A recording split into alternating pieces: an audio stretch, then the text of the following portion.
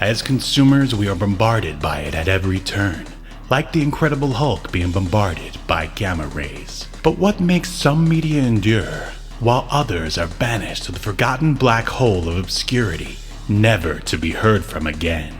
Who or what decides this? Hetero life mates Steve and Yahel want to know, and they want to know now. This is Obscurity Now. And what's up, Obscurians? It's time for another episode of Obscurity Now, the show that takes a look at weird and almost forgotten pieces of media. Then we decide they should be remembered for all of human history, or tossed in the black void of obscurity, never to be heard from again. My name is Steve, and with me, he's the abusive boyfriend you don't want to take home to mom. It's Yahel. Well, Steve, wow. Well, what an introduction. I mean, I'm just, warning all of our many female listeners Yes, that, yes, all of them. none of them. I mean, your sister may be listening. I think she's had enough. No, it's possible. She might She'll have enough when I've said she's had enough. Yeah, exactly. She's already familiar with your grift. But yes, hello everyone. We are diving back into the world of monsters. Why are we diving back into the world of monsters, Yahel? Well, Steve, we wanted to find something that was Mother's Day themed, or I guess just mother themed. Sure. And sure. We spent a lot of time looking. I think like 7 minutes looking for something. Shh, they don't need to have a peek behind the curtain. And we came across this episode. I think maybe I found it. You did. Of monsters called The Mother Instinct. And so you're really into monsters, huh? Did you already watch this like prior to us seeking out a Mother's Day episode?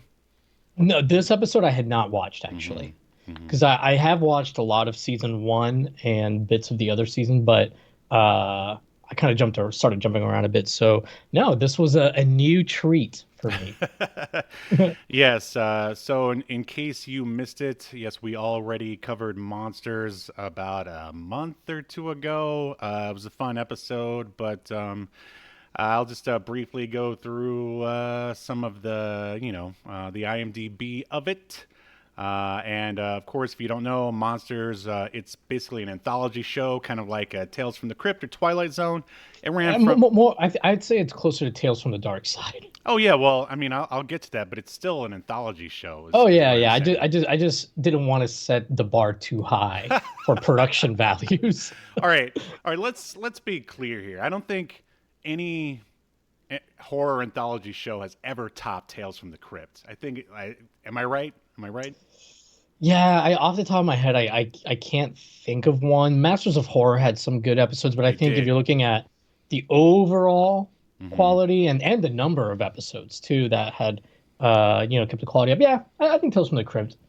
Thank you for mentioning Masters of Horror. Man, that was a great show. Yeah, it was pretty good. Completely forgot about it. It's a shame it only ran like 1 or 2 seasons, right? Yeah, I think 2 seasons. And funny enough, a lot like Monsters, it would star like pretty well-known people, as the guest stars in whatever episode it was in.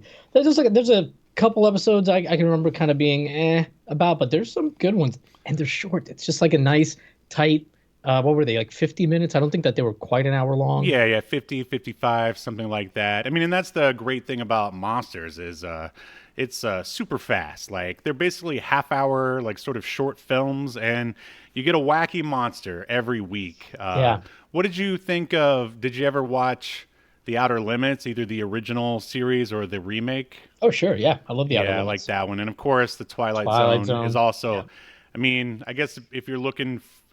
Twilight Zone and Tales from the Crypt are probably at the top of the anthology pantheon. Yeah, Twilight Zone, though, obviously a little skewers a little bit more sci-fi than horror. Sure. It does have horror episodes, obviously, but yeah, great shows though. Either way. Absolutely. So yeah, 3 seasons of Monsters, 72 episodes, created by Richard P. Rubenstein. Who used to work with George Romero back on like Dawn of the Dead and stuff like that. George checked out of the production company, and now Richard is still going strong, producing the latest Dune 1 and 2. And this is also co-founded by Mitchell Galen, who did Tales from the Dark Side, The New Creep Show, and, of course, Sting, The Moment of Truth. That always needs to be mentioned. Yeah, absolutely. But this particular episode is Season 1, Episode 15. You can go watch it on YouTube right now. And it premiered February 18th, 1989. And here is a synopsis. An elderly, wheelchair-bound woman develops a miraculous melon juice formula from her plants, and her greedy, abusive son-in-law wants to steal it. So before I go too much deeper, you ready to jump into the Obscuritron? Yeah, I'm ready. All right.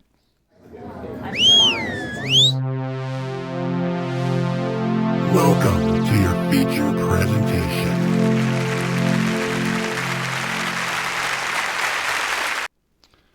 All right, these are all stills taken by me directly from YouTube. So everybody just send your money directly to me. I love it. When you get like super obscure, there's like no stills to take from Google. But anyway, moving on. This is directed by female director. Sorry, I turned into Garth Marenghi there for a second. A female? Yes. But hey, back in 1989, I mean, that's special, I guess. Yeah, actually, that's a good point. Not a lot of female directors on TV back then, especially or in film. Especially for horror. But it's one Betty Gordon, and she actually did 4 episodes of Monsters. And she's got, basically, she was, I would say, sort of an indie darling kind of in the 80s there for a bit. She did a movie called The Drowning, Handsome Harry, Luminous Motion, and this one film that I actually checked out called Variety, which is about a woman who works at a porn theater and becomes like obsessed with porn. Wonder why you watched it. I didn't watch it, but I've got a porn story when you're done. Oh, I can't wait to hear it. But yeah, I at least watched the trailer. I don't know. It's hard to tell. It looks like it might be a little boring, actually. But I did see a lot of similar cinematography between Variety and what we're about to watch here on Monsters. Moving on, this is written by D. Emerson Smith, and his only other credits are 2 other episodes of Monsters. So before we jump into the cast, why don't you tell me about your porn addiction? I mean, story. No. So, I've known that there's several like Star Trek porn parodies. I've never seen any of them, but I kept hearing about this one called A Tale of Two Cities that supposedly is like good, like has a good story, like good sets, blah blah blah blah blah. So somebody uploaded it to YouTube with the love scenes taken out. The love making. Wow, how Ned Flanders of you. Please continue. And I watched it, and I was planning on just like watching it for a few minutes and getting a good chuckle and turning it off. I watched the whole thing, Steve. I was enthralled, engrossed by this. It was really well written. I was like, this guy should be writing like Star Trek now. And honestly, the acting performances by the adult film stars, pretty decent, and they were smart. The guy that plays Picard is not an adult actor; it's a Picard impersonator. Nice. Yeah. Wait, so did the impersonator like participate in any of the love making? I'm glad you asked, Stephen, because I did do some research into this. I bet you did. And there's only one. Are you okay, Steve? I'm good. Continue. Okay. I still have my I don't want cold. you to miss any of this. Okay, I'm listening. There's only one love scene with Picard, and they used a body double. Ah, I see. The old industry trick of the old body double. Yeah, I know it well. And like, because it's a parody and not a fan film, they had the sets can't look exactly like, the whatever. So they built these sets that are like similar, but anyways, it's really well done. Some of the effects are surprisingly good. And hey, the guy that plays Worf His name is Lee Bang, is the actor's name. I mean, come on. Come on. Well, I mean, since we're on the subject, Oh, God. I mean, you This know, is your Mother's Day episode, everyone. God, how did we get on this? Well, I mean, really, how many mothers are going to listen to this? Not even my own will, but that's okay. Monsters would not be her thing anyway. But yeah, I mean, you know, I've watched a few of the superhero and Marvel sort of porn parodies. I was just always impressed by the comic book accuracy of the costumes. And they would have characters that, you know, hadn't shown up in like in the big screen yet. And I was just like, why can't that look like this? Only, you know, maybe with less love scenes, if you will. Yeah. But the other thing that I always thought was funny is that they were just like, oh no, we can't have them take off the costumes all the way. So somehow magically, you know, there would be a hole that would expose, you know, the proper organ that would need to, you know, interact with the other organ. But the costume would still be on, you know, that way you could, you know, still live in the fantasy of your superheroes going at it. All right. Wow. Well, what an interesting show. Anyways, we should cover that Star Trek one day. It's pretty good. I mean, it's still like funny. You know, there's still some stuff like Geordi's visor looks ridiculous. We're gonna cover it for Gene Roddenberry's birthday. How about that? Hey, that's fine.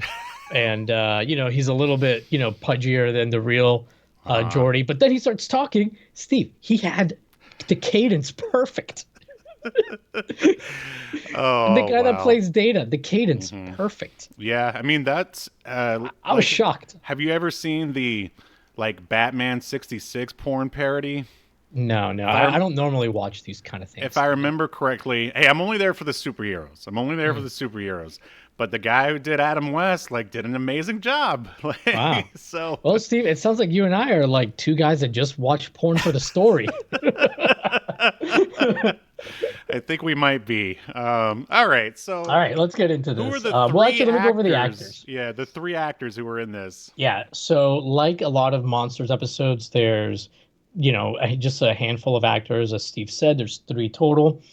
First, we have Elizabeth Franz, who plays the mother. She's not given any other name.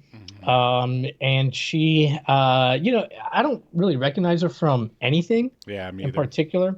But she, you know, had a pretty decent career, 41 credits to her name, a lot of TV appearances, you know, one-off appearances.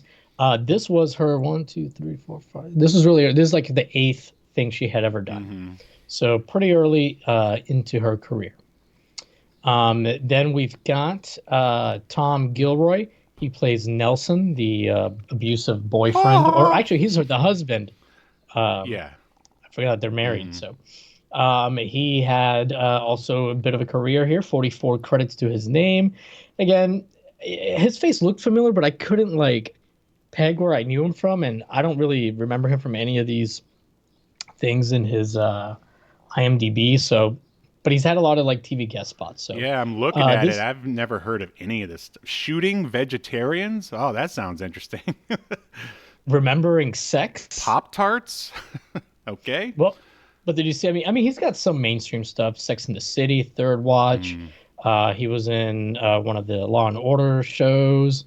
So you know, Damages. So he's got some. Yeah. Junkyard Jesus. Yes, my favorite version. Yeah. Hey, you want to go hang out at Jimmy Snooker's house? Oh God. Anyways, Monsters was the second thing he did on TV, at least. And finally, we've got Finn Carter. She plays Sheila, the wife. Name for a woman. Yeah. Garth, is that you? Are you back again? Yep. Anyway. Have you ever met a woman named Finn before? You know, I think I actually have. Okay. All right. Hey. Or maybe it was Finny, something like that. I think she was. I want to say she was Irish or something. All right, Scottish. that I could believe. Yeah, she wasn't from here, Freedom Town, USA. Hey, look, she was in The Outer Limits. Yeah, she was in Profiler also. Freaky Links. Did you ever watch that show? No, I've heard of it, but I have seen it. But yeah, she was in Nasty Boys, which I assume is not a TV show about the tag team, the Nasty Boys. Maybe it's a porn But parody. maybe. But she was in Tremors. It's kind of like one of the big things she's known for. Ooh. She was also in 109 episodes of As the World Turns. Wow. This is the third credit in her IMDb, but this is after those 109 episodes of the world as the world turns. Excuse me. So those are our actors, and it is up to me to do the. It's up to both of us. The walkthrough this week. It's okay. I got it, Steve. Okay. So this just be quiet. Don't say a word. Just Now who's Garth? no, obviously just chime in whenever. Sure. But so this episode of the Mother Instinct, like a lot of other episodes of Monsters, takes place on two sets. It's two sets and they look pretty cheap. And it's again, I think I said this last time we watched an episode of Monsters, but it's almost like a play, like watching a play more than a TV show. It just feels like they shot a play. Yeah, all their money goes into the makeup effects. Yeah. So far, I mean, most of the creatures that I've seen and effects that they use are pretty decent. You don't get to see a lot of the effects or a lot of the monster, but when what they do show, they make it worth your while. Yes, absolutely.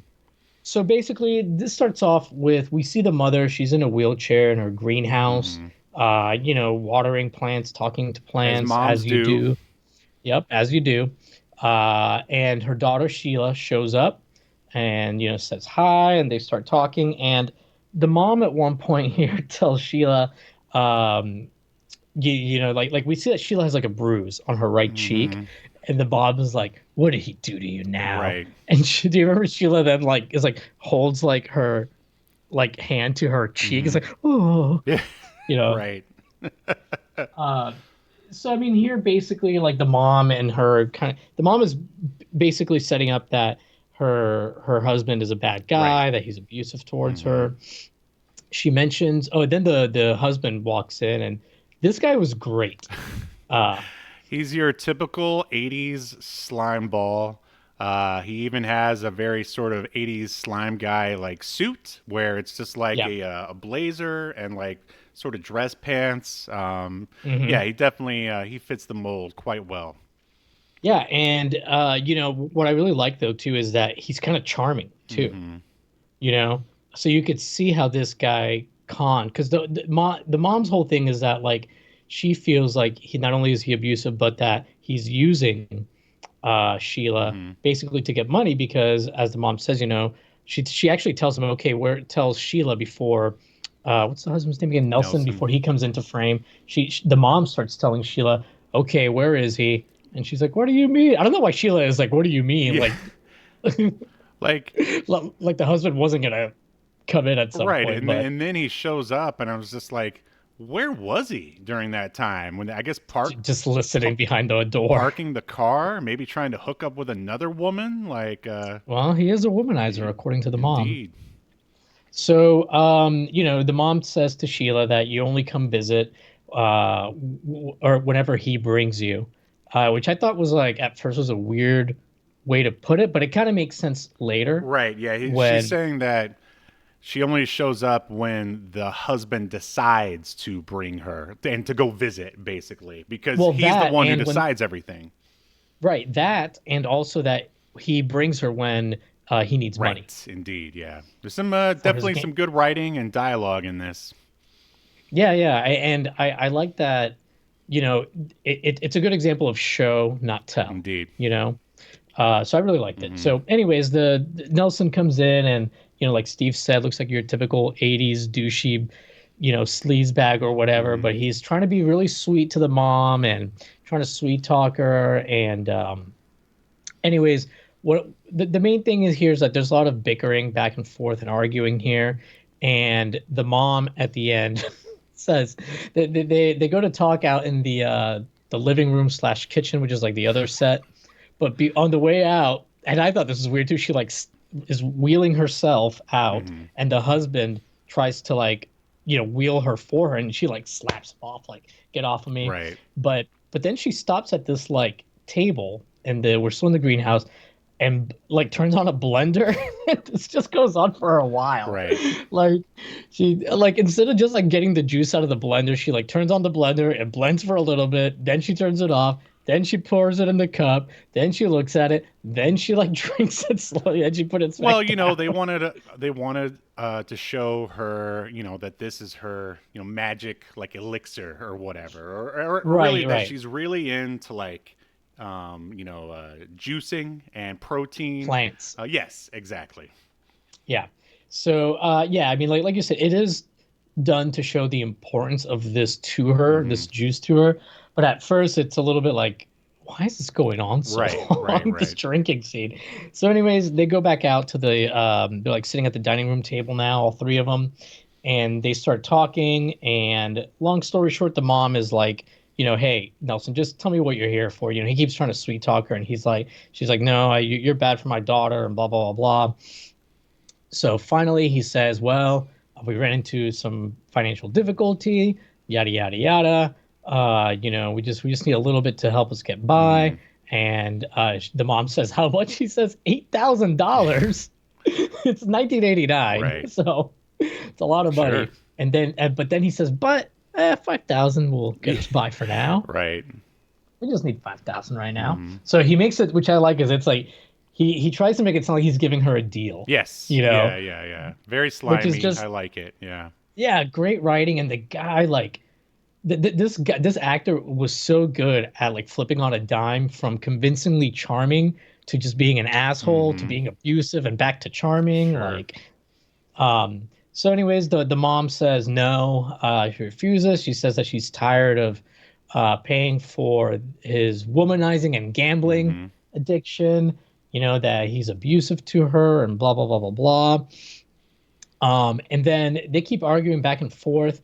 And he at one point like swings around like to face the mom like head to head. And I can't remember exactly what it was that got the argument to escalate to this point.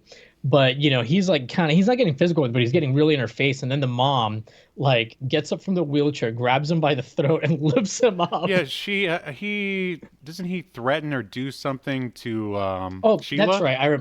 Yeah, he says that if they don't have this money, that they'll have to move out of their condo. And he starts giving all these excuses. He's like, we'll have to find like a cheap little apartment in a bad part of town, and Sheila will be walking on unsafe streets every night. Bruce B. Downs. Is that what you want? Is that well, it depends on which side of Bruce B. Downs you're on. Yeah. Once you get past Bears, you're in danger. Yeah, no, what's the real I guess Bears would be the bad one. Yeah, that's what I was trying to think. Yeah. Yeah, because like Bears going into New Tampa is fine. Sure. Bears going into USF area, not so good. Yeah. But anyways, so he says something like, well, Sheila's not going to be happy, and if Sheila's he says that he's going to make sure that Sheila is unhappy, right? If he's not happy. And implying that he's going to hit her, Yes. And then what ends up happening doesn't like Sheila try to like kind of get him to like pull back, and then he like hits her. Yes. He backhands her, and that's when the mom gets up, grabs him by the throat, lifts him up. She hulks out, and stands up and throws him against the wall, basically because the her little smoothie that she drank earlier. Is giving her melon juice. Yeah, it's giving her powers. The special enzymes, which they're going to explain later. Yeah. So she lifts him up. She tells him, don't you ever hit my daughter again or whatever, blah blah blah. And he's all freaked out, and the mom's and the daughter's like, "Oh my God, you stood up, Mom! What?" And then the mom like slowly kind of gets back in the wheelchair and says, like you were talking about, explains that it's the melon juice. She says that there's like special enzymes in it that supercharge the muscles and something else in the body. But basically, it's like temporary super soldier serum. Yeah, there you go. Or creatine, bro. Yeah. I believe that this is where The Boys, where Robert Kirkland got his idea for The Boys or whatever. Sure. But the mom sits down, and as she's sitting down, she explains everything.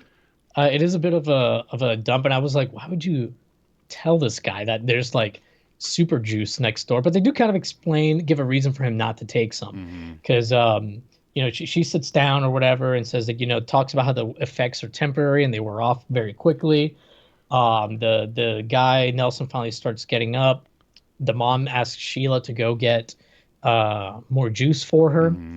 So Sheila leaves the room. Now the mom and what's his face Nelson are talking, and Nelson starts to tell her, well, we could use this. I could make a company, create a company, and manage it for you where we sell this stuff. We could make millions. And I love that he gives her like really good reasons to go into business with him. He's like, hey, you can set up the company so that the majority of the stock ownership is in Sheila's name and not mine. It can be a gift to her, and it's something that I wouldn't be able to touch. You wouldn't have to worry about me using her. So I mean, I love that he's a sleazeball, but man, he's pretty smart. Yeah, too. he's a pretty good sociopath, and you almost are like, Mom, come on, you're being unreasonable here. Like even I think I would be an abused wife by this guy if I met him. I think but he's very charming and convincing. But Mom, since she's older and very set in her ways, she's like, no, she doesn't want to have anything to do with this sleazy 80s douchebag. Like, even if it means getting money for Sheila, because I mean, he's just gonna stab her in the back anyway. Like, even if they right, because her thinking is like, he's gonna figure out some way to get everything, or he'll just piss away the company. Typical or whatever. Wall Street. Yeah, am I right? Hey. Yeah. So anyways, now it's nighttime, and I should say that at one point before this scene ends, Nelson tells the mom, well, what's to keep me from going over there and getting some melon juice myself? And she's like, because that would be really stupid. You wouldn't know how much to give yourself, and you could easily overdose. Yes, exactly. Yeah. So I like that they explained that, because that was my first thought when she's just like sitting there exposition dumping everything about the melon juice to him. So I like that. Yeah. Now it's nighttime, and Nelson is basically like breaking into the greenhouse. Yeah, I really like the soundtrack at this part. Very Twin Peaks. And there's also some really cool POV camera work that goes on in this scene. Yeah, totally agree. So long story short, basically what's happening here is he's trying to like get the melons. Sheila wakes up wearing like this like sack, like a see-through moo.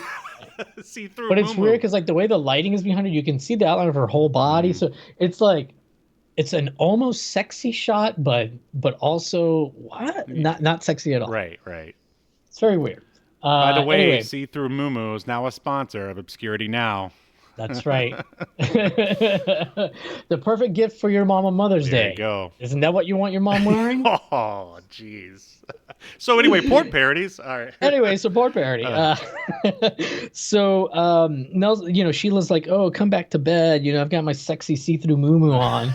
And he's like, Sheila, it's not your melons I'm interested in. It's these melons in the ground and the soil. See, in a cheesier script, that line would have actually been in there. Yeah, you know what? I have full confidence in this actor playing Nelson, Tom Gilroy. He could have pulled it off. He could have. I'm kind of curious to like see him in something else. Sure, absolutely. Because I was really impressed. I'd be wondering if he would still have his unibrow, but oh yeah, good question. Yeah. I suspect not, since his IMDb profile picture, it is missing in it. Yeah, Monsters, they couldn't afford any hair and makeup. Maybe in his later time when he got on bigger stuff, they trimmed up his unibrow real nice. So anyway, so Nelson's like, no, come help me with this. They start digging around in the soil, and these like weird like worm things, like these little like creature gross things start like attacking them. I shouldn't say they're little, because once they pull them out of the soil, like they're pretty long actually. Yeah, they're like this. It's like sausage, like big sausages. Yeah, I mean, I would say like one of them looked like it was like at least 2 feet long. Yeah. So yeah, they're pretty big. They start like fighting with Sheila and Nelson, and they're attacked by him, and they end up being having to like escape the green room basically, and the worms go back into the soil. Hmm. Um, so then in the next morning, you see that it's morning, and there's a shot of actually, I think this was earlier. The mom was like talking to The the plants plants again, yeah, or the in the worms. Yeah, we don't even really know. ex- Yeah, well, that's what I think it actually was, yeah. the worms. Because Nelson makes some weird, because she says, "Oh, no matter how much of X thing I give you, you always want more." So she's like feeding them. Hmm. But Nelson like made some like snide comment about how, oh, these are like she's talking to her stupid plants again. She's crazy. Hmm. Um, and yeah, this was earlier because that's also when he told Sheila that he had tried to get her like start a company with him, and she wouldn't, and blah blah blah.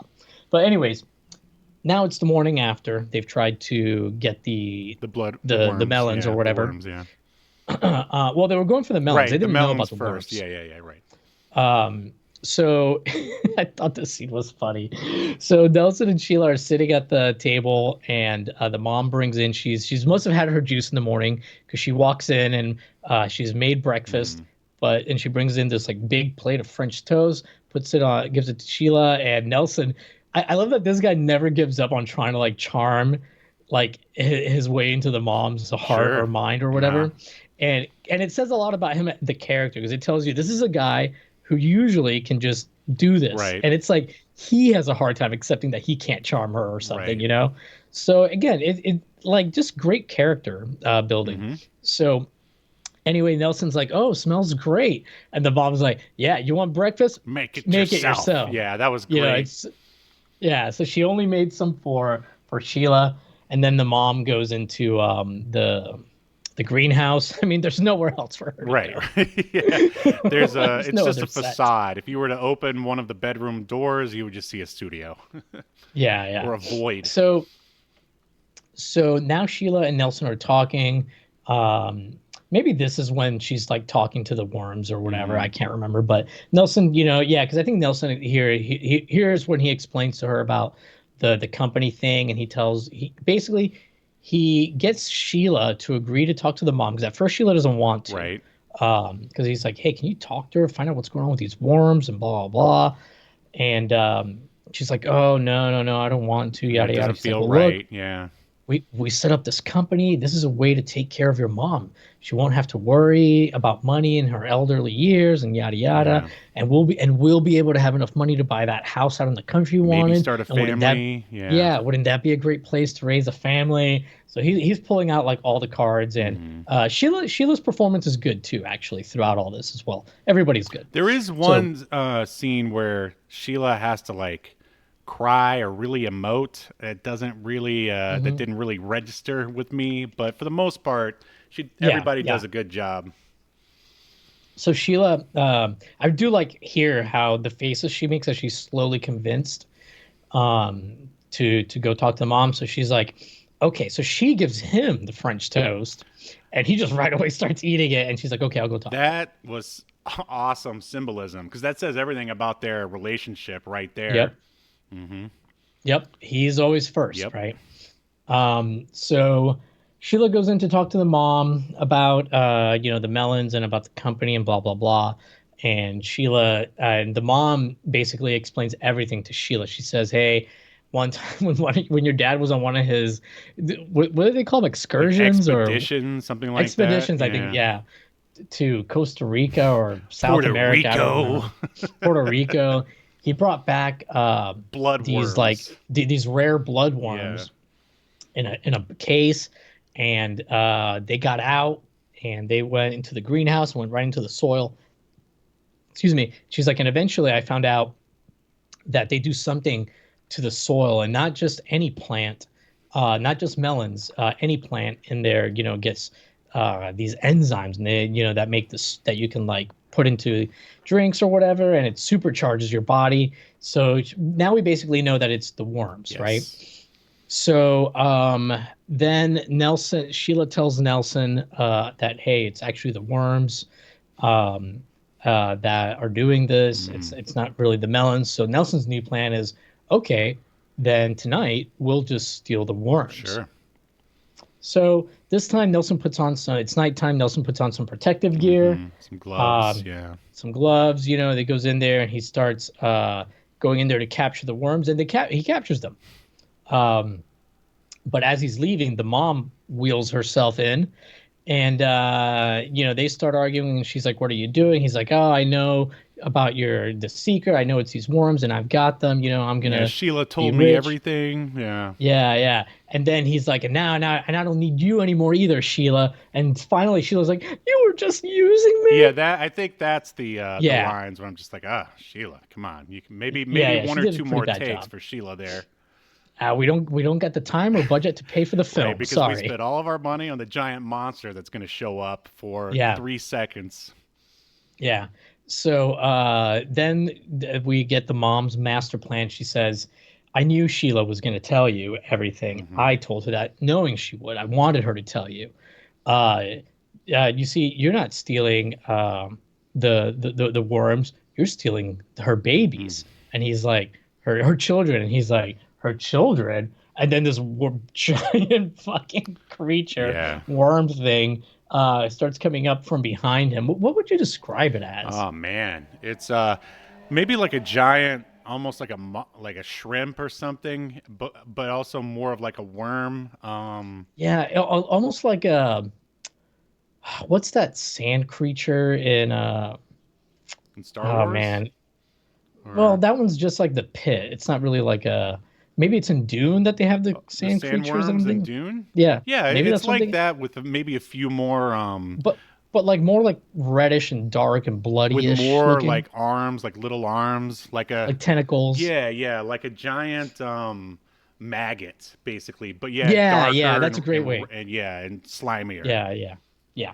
So anyways, this big creature comes up behind him and starts attacking him, and the mom says something like, "Never forget or forget about the mother instinct." Yeah, they deliver the line, the name of the episode. Yeah, that was great. And then like Sheila's screaming, and she's like, all freaked out, and the mom is like holding her, like hugging her, but the mom is just like looking on and staring at this happening. And we get lots of cutbacks between the creature attacking him and like starting to eat him, and then shots to the mom's reaction. And the longer it goes on, the mom starts like smiling a little bit throughout it, which is just great. So anyways, the creature ends up swallowing him whole, and then Sheila says something like, the mom asks her, like, "Are you okay?" And she goes, "Yes, I'm okay now."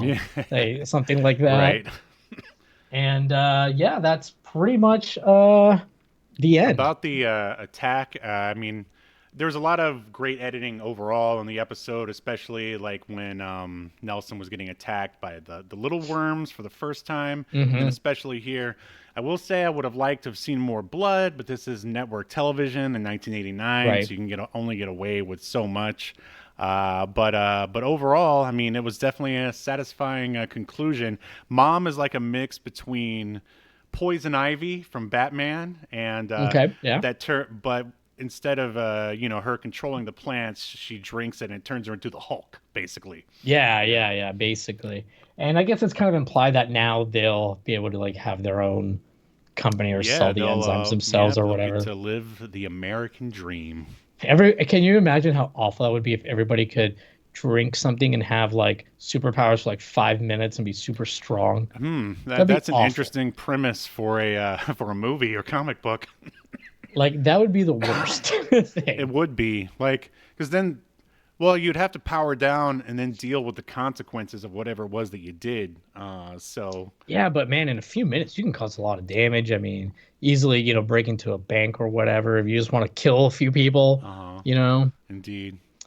But yeah, that's the end. And like you said, there's a lot of quick cuts, which I'm usually not a fan of. Like super quick, a lot of like camera shaking stuff during this final scene with the big worm and with the smaller worms earlier, but they make it work. Like the director did a really good job, and so did the editor. Yeah, it was awesome. Are you ready to render your verdict?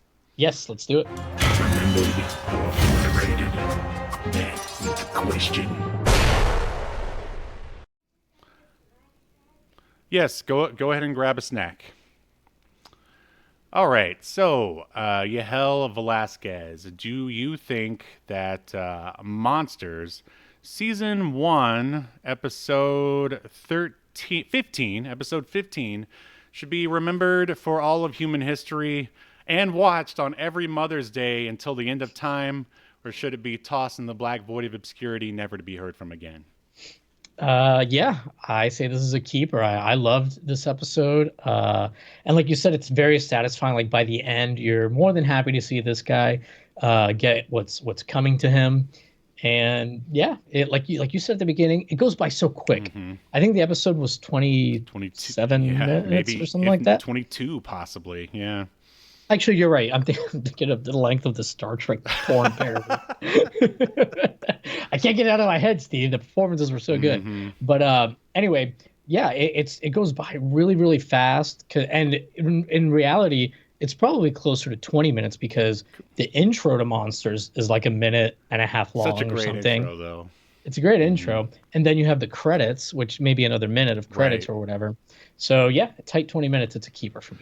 All right, yeah, this is definitely going to be a keeper for me as well. I feel like we can always go back to Monsters because every episode is different from the one before it.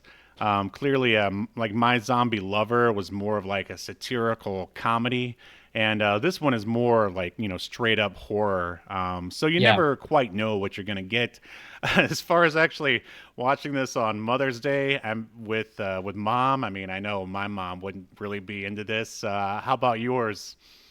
No, I think you should watch this on Mother's Day if you're a mother and your daughter is with an abusive man. Yeah, it'll give you some ideas on how to take care of them. Yeah. And what I would recommend is watch it when they come visit. So you all watch it together. And during the final scene where he's being eaten up, lick a knife. Just start licking a knife and staring at him. Yes, and just a grin. Or you could just be really obvious about it. It's like, oh, that guy Nelson really reminds me of someone. Yeah. Like, I've been wanting to build my own greenhouse. All right. So, and also I love the soundtrack. I thought the cinematography and editing was great. So, yeah, for all those reasons, it shall be remembered. In accordance to Obscurity Now, the most important streaming YouTube podcast in all of the internet, you shall be remembered. Yes. Good show. Good show.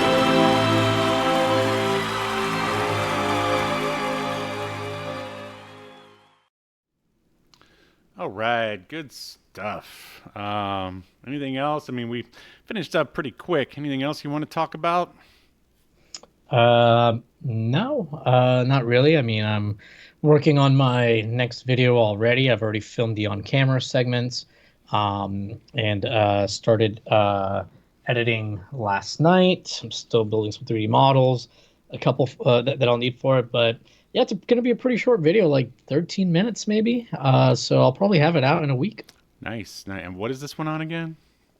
The Nintendo Power cartridges, not to be confused with Nintendo Power Magazine. Or Video Power, the greatest. Yeah.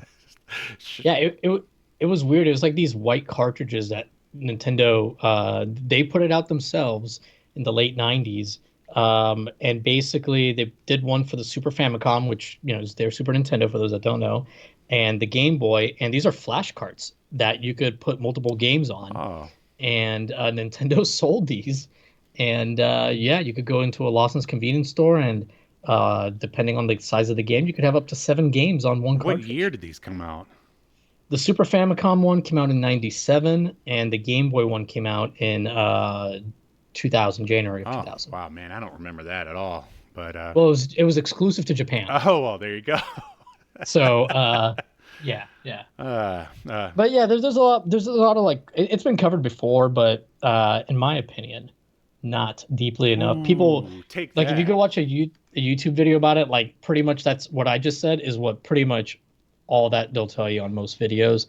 Maybe one or two other tidbits, but I was able to like track down like the instruction manual that they gave to like the Mm-hmm. convenience store employees. So it's got like pictures in there of the actual machines that wrote the games, and I can tell you it ran Windows 95, which is just kind of weird to think about. Mm-hmm. That is weird. And Nintendo would like basically ship a CD-ROM to the stores that had the ROMs on them. Yeah, real weird. And there's a bunch of other weird stuff. Like then Nintendo like was selling the ROMs through their website, which is kind of crazy to think about Nintendo selling ROMs to people to put on their flash cart, but they were doing it. And the isn't the Yakuza involved in some way, or ninjas? Yeah, ninjas. All right, awesome. Sign me up. Well, Adolescent amphibian radioactive hamsters. radioactive ninjas. Yes. Oh, okay, yeah. Distinctly different from the Ninja Turtles. Sure. Oh, 100%. Yeah.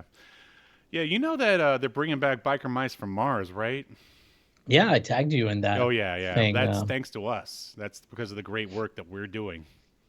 You know, I'm so mad because the company that bought the IP. It's called the Nacelle company. Oh, right, because they're actually doing a whole comic book thing called the Nacelle verse because they bought a whole bunch of other IPs too. Yeah, well, they are named Nacelle after the nacelles on a like Star Trek ship, the warp nacelles, and because the guy that like started the company is like a huge Star Trek fan, and they put out like a really awesome Star Trek documentary. A couple, yeah, I think it's been like a year and a half now, 2 years. So I'm very upset that they have gone down into the muddy waters, the muck of biker mice from Mars. Oh, you liked it. You liked Mice from Mars. Oh, did I? I thought I didn't like that. No, one. it was funny because it was so over the top. Are you sure I liked it? There's this thing called YouTube. You can go back and watch the episode. I might go back and check, but I'd hate to be wrong. We signed off on it. It was remembered. Trust me. All right. I see you're very passionate about this. Hey, because it was good. Maybe it was Cowboys of Moo Oh Mesa. yeah. We did not like that one. That one was bad. But yeah, I've been lettering Escape to Earth issue 3. Pages show up every couple of days. It's going pretty fast. I hope that we'll make the sort of June deadline that I imposed upon myself. But yeah, like that's basically what I've been up to for the most part. And then of course this awesome show. And starting a new job. Yeah, that's I watched Aquaman 2 on the plane, and I have to say, it was surprisingly good. Well, okay. That's very surprising. It has a lot of, it had a lot of baggage going in. Everybody hates Amber Heard and everything, but did you see Aquaman 1 by any chance? I did on a plane. Yeah, see? Funny enough. See? And what did you think of Aquaman 1? I'm just curious. I mean, it was pretty bad. But bad in what way? Just I thought I'll break it down a few things. I didn't think the story was very good. I thought the effects were really bad a lot of times. It just kind of, a lot of it just didn't make any sense to me. And outside of Jason Momoa's performance, and it's more like he's a charismatic guy, but like I thought like outside of his performance, all the performances were pretty wooden. See, I thought he and Amber Heard were like the worst things about it. Like their relationship was so like they had no chemistry between each other. Yeah, I will agree. Yeah, I agree with that. But what I did like is the fact that it's so over the top. Like James Wan, he knows that, Aquaman is a ridiculous premise, so he just goes all in. And anyway, I could talk about it forever, but in Aquaman 2, it gets even more ridiculous. Like all of the tech they have underwater looks like it's from the 60s or like from BioShock, basically. Like there's all these like blinky lights on the computers and stuff. Like, it's awesome kind of sort of set design and world building. And the best part for me of Aquaman 1 was Patrick Wilson as the Ocean Master. He hammed it up so good. And then they brought him back in the second one and had like, it was a ridiculous sort of buddy movie like for the middle part. But I think you should. Yeah, I don't know. I mean, I'm not gonna watch it. I No, mean, you won't. It's okay. I've been burned too many times by these DC movies in particular. But have you watched Unfrosted? Oh, I started watching it last night, actually.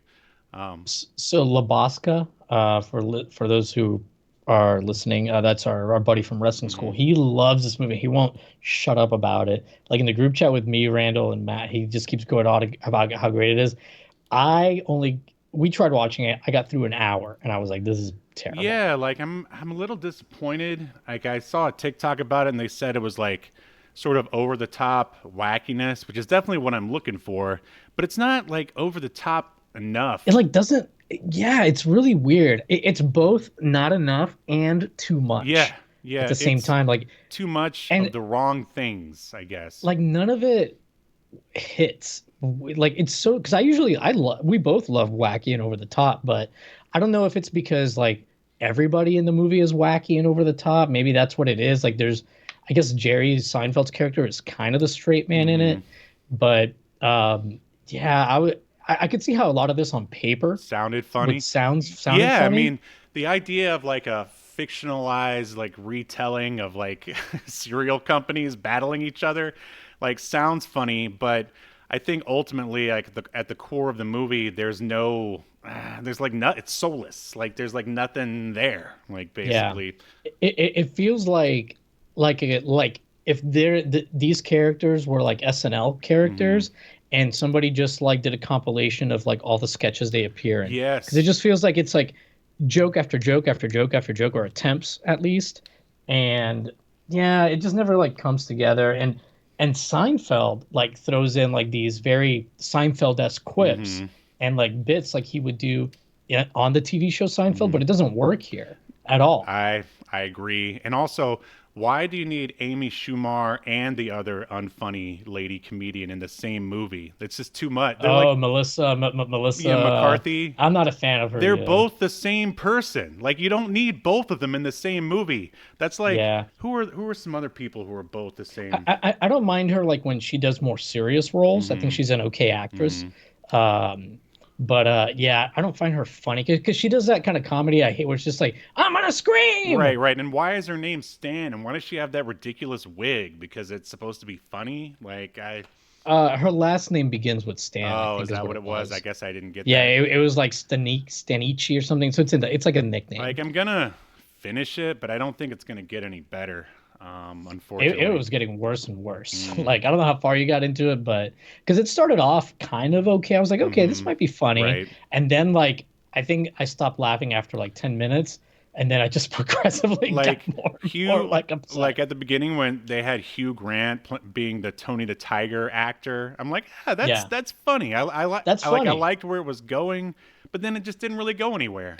Um, Too many characters too. yeah, Like, I mean that's just like Netflix. It's like, oh, what's that? You wanna do something, Jerry Seinfeld? Here's a blank check. You can do whatever you want as yeah. long as you put Amy Schumer and Melissa McCarthy in it.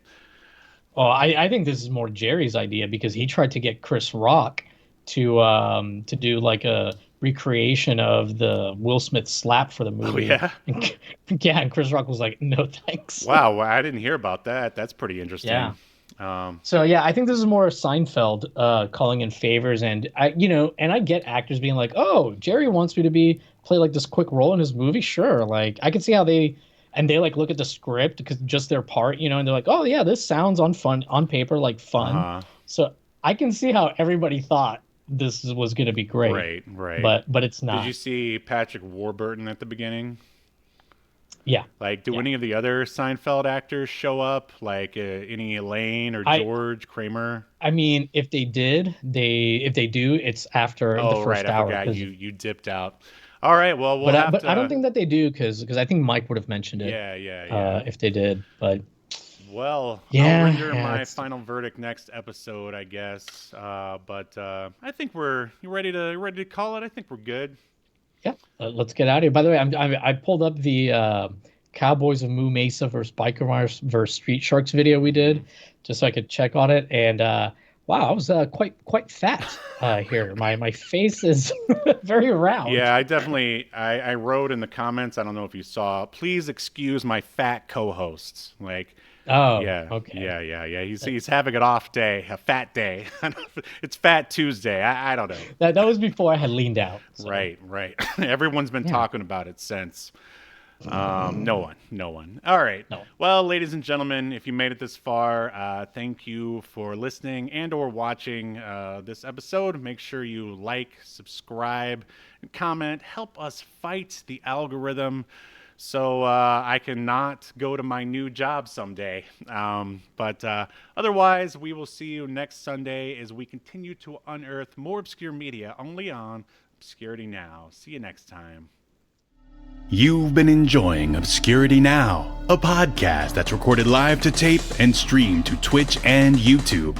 Subscribe so you never miss an episode or hilarious quip. Take us with you by following the download links provided in the show notes to wherever you get podcasts. And take notice of our various social media links.